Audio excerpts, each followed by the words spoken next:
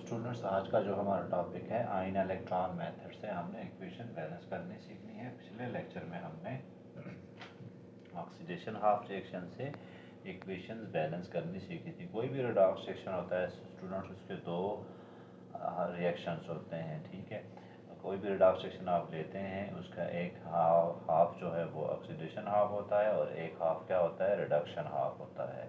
जैसे आपको मैं अगर कोई एग्जांपल दे देता हूँ छोटी सी, आपके पास जैसे है सोडियम और क्लोराइड है, सोडियम क्लोराइड, ठीक है।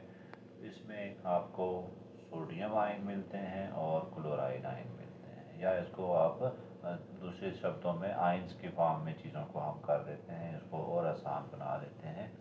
अगर मैं इसके लिए लिख देता हूँ कोई आसान सी इक्वेशन, जैसे मैंगानीज आयन है, कोबाल्ट है प्लस क्रोमियम आयन है, ठीक है। आगे क्या बन जाएगा, कोबाल्ट बन जाता है +2 और क्रोमियम बन जाता है मेटल। अब इसमें देखें, एक ही इक्वेशन है, इसमें दो काम हो रहे हैं, ऑक्सीडेशन भी हो रही है, रिडक्शन भी हो रही है। अगर आप गौर करें तो आपके पास कोबाल्ट जो है वो ऑक्सीडाइज हो रहा है, 0 से जा रहा है +2 पे। क्रोमियम जो है वो रिड्यूस हो रहा है, +3 से जा रहा है 0 पे। तो इस इक्वेशन के दो हाफ हो जाएंगे, एक ऑक्सीडेशन हाफ, यानी ऑक्सीडेशन जो हुआ है, जैसे कोबाल्ट हुआ है उसको मैं लिख दूंगा ऑक्सीडेशन हाफ, और जो रिड्यूस हुआ है वो होगा रिडक्शन हाफ। जैसे क्रोमियम रिड्यूस हुआ है तो उसको मैं रिडक्शन हाफ लिख दूंगा। तो इस जो टॉपिक है इसमें आपने यही बार बार ये बात पढ़नी है, ऑक्सीडेशन हाफ और रिडक्शन हाफ की। तो आयन इलेक्ट्रॉन मेथड आसान सा मेथड है, इस दूसरे मेथड से कदर हाल काफ़ी ज़्यादा आसान है। शॉर्ट क्वेश्चन इससे आता है, लॉन्ग इसमें से नहीं आता। Redox reaction is separated into, पहले जो आपको एक रिएक्शन दिया जाएगा उसको आप सेपरेट करेंगे, किसमें, ऑक्सीडेशन और रिडक्शन हाफ रिएक्शन में, इस मेथड में, ठीक है। और फिर each half oxidation is balance, हर एक को हमने बैलेंस करना है, ऑक्सीडेशन हाफ को अलहदा से और रिडक्शन हाफ को अलहदा से। उसके बाद हमने क्या करना है, उन दोनों को कंबाइन कर देना है इक्वेशन को, तो हमारे पास एक रेडॉक्स इक्वेशन डेवलप हो जाती है, बैलेंस रेडॉक्स इक्वेशन। इसमें जो स्टेप्स हैं सेम टू सेम उसी तरह से होंगे, लेकिन इसमें जो हम एग्जांपल्स करके इन स्टेप्स को समझ पाएंगे। पहला आपने क्या काम करना होता है, राइटिंग हाफ रिएक्शंस। पहले आपने हाफ रिएक्शन लिखने होते हैं, पहले स्टेप में रिडक्शन हाफ अलहदा से लिखना है, ऑक्सीडेशन हाफ अलहदा से लिखना है। उसके बाद बैलेंस करना है उन दोनों हाफ्स को, उसके बाद इलेक्ट्रॉन्स बैलेंस करने हैं, और इन हाफ से रिएक्शंस को ऐड करके आपको बैलेंस इक्वेशन मिलेगी।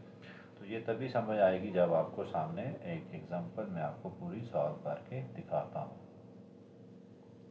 तो एग्जांपल नंबर है 2.4, वो हमारे पास दो उन्होंने हाफ सेल्स दिए हुए हैं, हाफ रिएक्शन दिए हैं, और हमें कह रहे हैं कंस्ट्रक्ट करो एक रेडॉक्स इक्वेशन। यहाँ हमने बनानी है रेडॉक्स इक्वेशन, बाद रेडॉक्स इक्वेशन दी होगी तो उसको हमने तोड़ना होगा बैलेंस करने के लिए। तो ये है पहला जो उन्होंने दिया है रिडक्शन हाफ का। अब इसमें आपको क्या क्या काम करने पड़ते हैं। सबसे पहला काम ये करें कि आप एटम्स को बैलेंस करें। जैसे यहाँ क्रोमियम कितने हैं, 2 है, यहाँ कितना है, मैंने पहले ही 2 लिख दिए हैं, 1 है, ठीक है। पहले आपने क्या करना है, एटम्स को बैलेंस करना है। जैसे यहाँ पर 2 क्रोमियम है और यहाँ पर 1 क्रोमियम है, तो इसको 2 से मल्टीप्लाई करा दें, ठीक है। ये स्टेप 1 है, आपने लिखना है स्टेप 1 में आपने क्या किया, क्रोमियम को 2 से मल्टीप्लाई कराया, क्योंकि एटम्स बैलेंस करने होते हैं। उसके बाद बारी आती है ऑक्सीजन की, आयन इलेक्ट्रॉन मेथड की बात कर रहा हूँ मैं। ऑक्सीजन बैलेंस करने के लिए आपको क्या करना पड़ेगा, जितने ऑक्सीजन एक साइड पे हैं, यहाँ पर जैसे लेफ़्ट साइड पे 7 ऑक्सीजन है, उतने ही आपने वाटर उधर ऐड कर देने हैं। जैसे यहाँ 7 हैं, दूसरा स्टेप है ये, 7 वाटर मॉलिक्यूल ऐड कर दिए हैं, सही है। तो ये दूसरा स्टेप, पहले एटम बैलेंस करने हैं, फिर ऑक्सीजन, फिर हाइड्रोजन। अब हाइड्रोजन बैलेंस करने के लिए क्या करना पड़ेगा, आप देखेंगे दोनों साइड्स पे कितने कितने हाइड्रोजन हैं, जिस तरफ कम है उसको हम बैलेंस करेंगे। जैसे अगर हम इस तरफ बात करें तो कोई भी हाइड्रोजन नज़र नहीं आ रहा, इस तरफ कितने हैं, 14 हाइड्रोजन है, तो इस मेथड में हाइड्रोजन बैलेंस करने के लिए आपको 14 हाइड्रोजन आइन, तो जो उतने ही हाइड्रोजन आइन दूसरी तरफ डाल दे रहे हैं जितने कम है। तो ये आपके पास 14 हाइड्रोजन आइन हमने ऐड कर दिए और उसके बाद आ गया बाकी चीज़ें एज इट इज़ लिख दी हैं। आगे चलते हैं। अब बारी आ जाती है, एटम सारे बैलेंस हो गए, अब चार्ज बैलेंस करने की बारी आएगी। हम देखेंगे लेफ़्ट साइड पे टोटल चार्ज कितना है और राइट साइड पे टोटल चार्ज कितना है। इधर देखें तो +14 और -2, ठीक है। इस तरफ देखें तो +6 +0, यानी इस पे देखें 0 चार्ज, इस पे कितना था 2 3 6, पूरा देखना है दोनों एटम्स का। अब ये आपके पास दोनों तरफ चार्ज आ गया, यहाँ आया +12 और यहाँ पे कितना आया +6। अब जिस तरफ हाइड्रोजन ज़्यादा हो, जिस तरफ चार्ज ज़्यादा होगा उस तरफ आपने इलेक्ट्रॉन ऐड करने हैं, और कितने ऐड करने हैं, जितने दूसरी तरफ पूरे करने हैं। जैसे यहाँ पर आप देखें 6 हाइड्रो इलेक्ट्रॉन हैं, यहाँ पर 6 चार्ज है, यहाँ पर कितना है 12 चार्ज है। तो हम क्या करेंगे, इस तरफ इसको 6 बनाने के लिए, 12 को 6 बनाने के लिए क्या करते होते हैं आप, -6 कर देंगे तो 6 इलेक्ट्रॉन ऐड कर देंगे इधर, ठीक है। 6 इलेक्ट्रॉन इधर ऐड किए तो अब दोनों तरफ चार्ज जो है बराबर है, 12 - 6 कितना आया 6, यहाँ पे भी आया 6। इसका मतलब है कि हमने लेफ़्ट साइड पर 6 इलेक्ट्रॉन जोड़ने होंगे इस इक्वेशन के, सही है। तो अब मैं क्या करता हूँ, चार्ज बैलेंस करने के लिए आपने स्टेप रफ पे करके यहाँ पर 6 इलेक्ट्रॉन आपने ऐड कर दिए लेफ़्ट साइड पर, तो आपका चार्ज जो है वो दोनों तरफ बैलेंस हो जाएगा।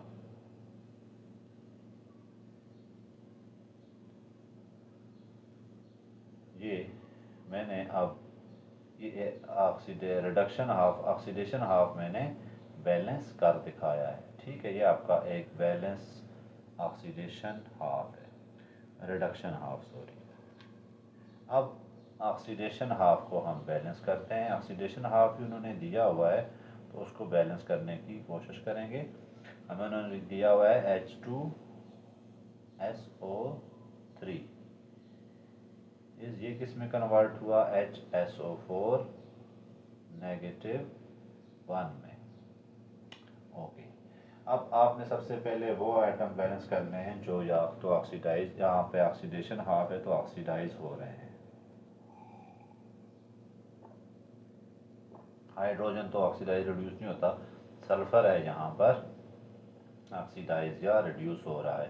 तो इधर भी एक सल्फर, इधर भी एक सल्फर, ठीक है। तो दोनों एटम बराबर हैं। अब पहला काम ख़त्म हो गया, दूसरा काम ऑक्सीजन को बैलेंस करना है। इधर 4 ऑक्सीजन है, इधर 3 ऑक्सीजन है। जितने ऑक्सीजन कम है इस तरह उतने वाटर ऐड कर देते हैं, तो वाटर एक कम ऐड करें क्योंकि एक ऑक्सीजन कम है।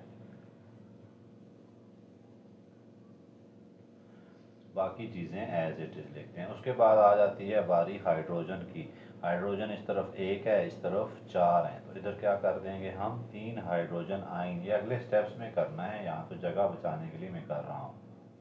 अगले स्टेप में क्या करना है, 3 हाइड्रोजन आयन ऐड कर देने हैं। अब हाइड्रोजन बैलेंस हो गए आपके पास, ठीक है। अब बारी आ जाती है चार्ज की। लेफ़्ट साइड पे चार्ज गिने कितना है 0, इसका भी 0, इसका भी 0। इस तरफ गिने तो कितना है -1 +3, यानी कितना आ रहा है +2। इस तरफ चार्ज ज़्यादा, इस तरफ कम।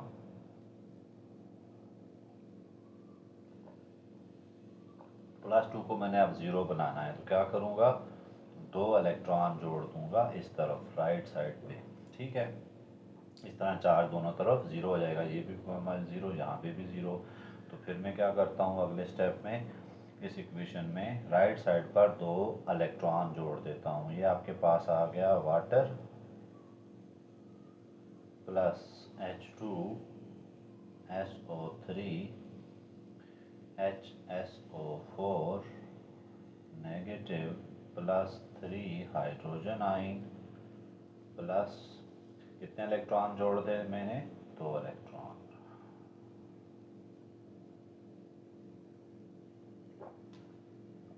उसके बाद दोनों इक्वेशंस के इलेक्ट्रॉन इक्वल करने हैं।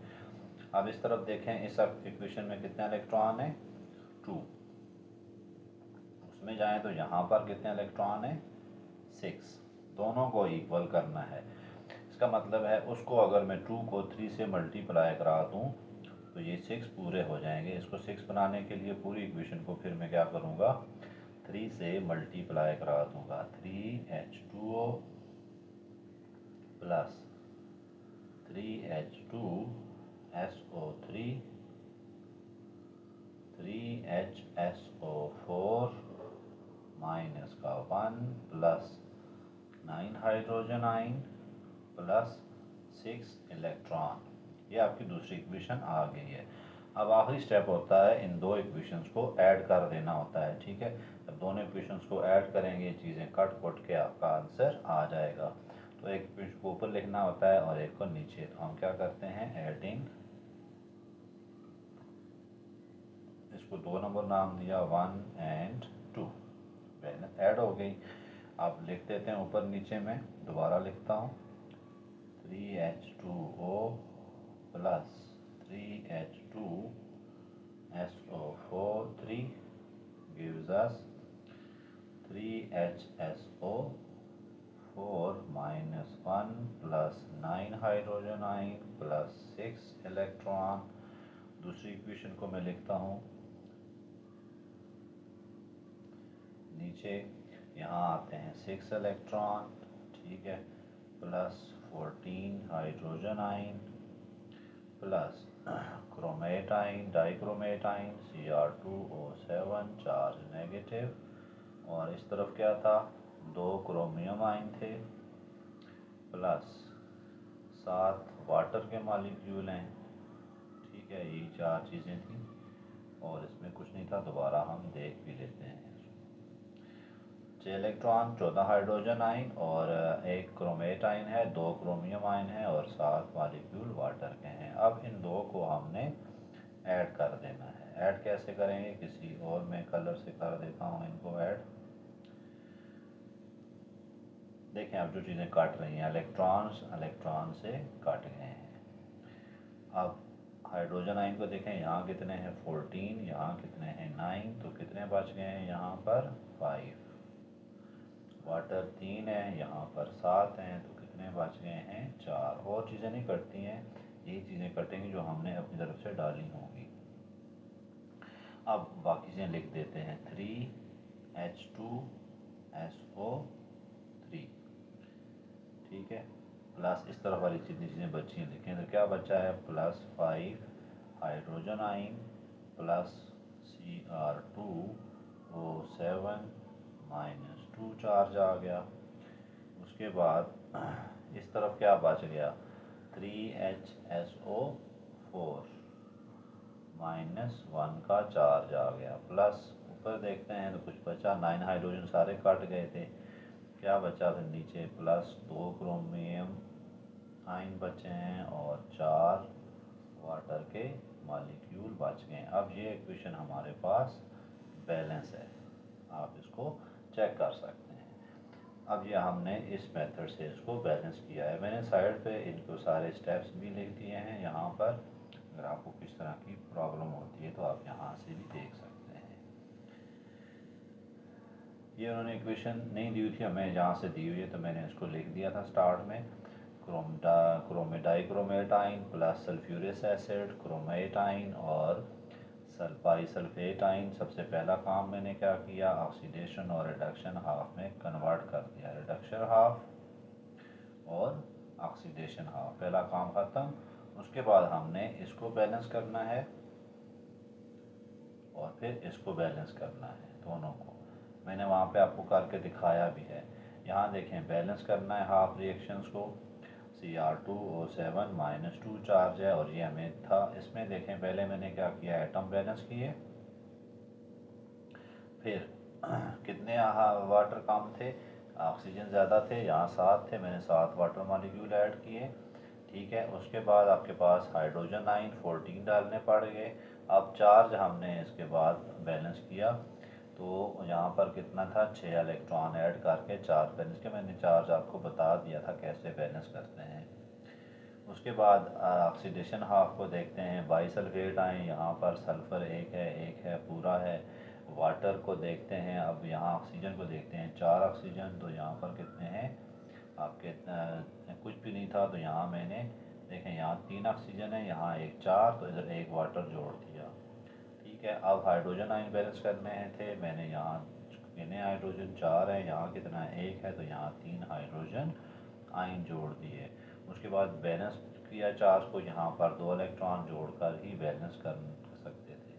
अब ये दो इक्वेशन बैलेंस हो गई हैं, लेकिन इलेक्ट्रॉन जो है वो बैलेंस नहीं है, लूज हुए हैं या गेन हुए हैं। उसके लिए फिर मैंने दोनों इक्वेशंस को इंस्पेक्शन मेथड से बैलेंस किया।